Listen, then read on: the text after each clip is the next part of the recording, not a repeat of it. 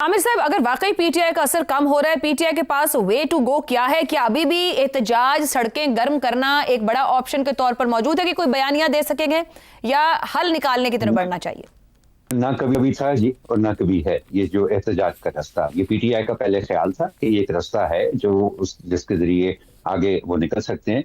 उस वक्त भी गलत था, आज अगर वो सोचते हैं तो इस वक्त भी गलत है। मुझे ऐसे एक बात की समझ नहीं आती है कि डेडलॉक अगर तोड़ना है, ये जो पीटीआई क्या कहते हैं ना, हुकूमत और पीटीआई के बीच में डेडलॉक, अगर डेडलॉक तोड़ना है तो पहले डेडलॉक को आइडेंटिफाई तो कर ले। मैं नहीं समझता हूँ कि असल डेडलॉक जो है वो पीटीआई और हुकूमत के बीच में है। असल डेडलॉक तो पीटीआई के अंदर है। मुझे आज तक नहीं समझ आई कि बैरिस्टर गौहर जो हैं वो खुद को पीटीआई का चेयरमैन क्यों नहीं समझते हैं। सलमान अकरम राजा खुद को पीटीआई का जनरल सेक्रेटरी क्यों नहीं समझते हैं, क्यों नहीं आगे बढ़ते हैं और पीटीआई की सियासत की कमान अपने हाथ में लेते हैं।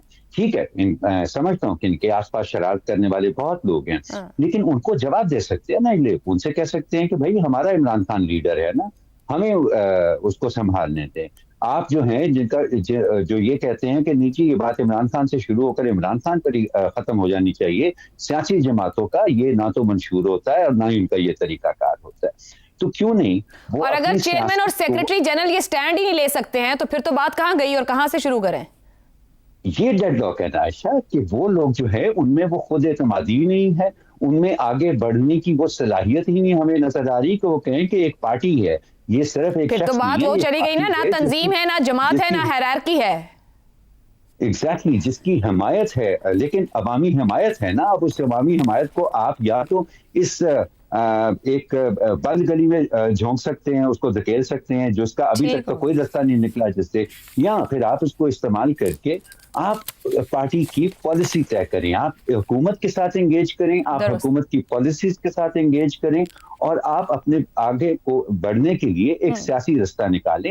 इन लोगों को जब तक अपने ऊपर एतमाद नहीं आएगा ना जी कि ये जो ओहदा इनको दिया गया है उस ओहदे का कोई मतलब है, उसकी कोई हैसियत है और कोई हकीकत है, मैं नहीं समझता हूँ कि पीटीआई को के लिए और कोई रास्ता बाकी है आगे बढ़ने के लिए सिवाय खुद एतमादी के रास्ते के, जिसकी इनकी पाकिस्तान को भी उस सियासत की जरूरत है और इनकी पार्टी को खास तौर पर दुरुस्त हो गया जी। आगे का रास्ता निकालने की जरूरत है।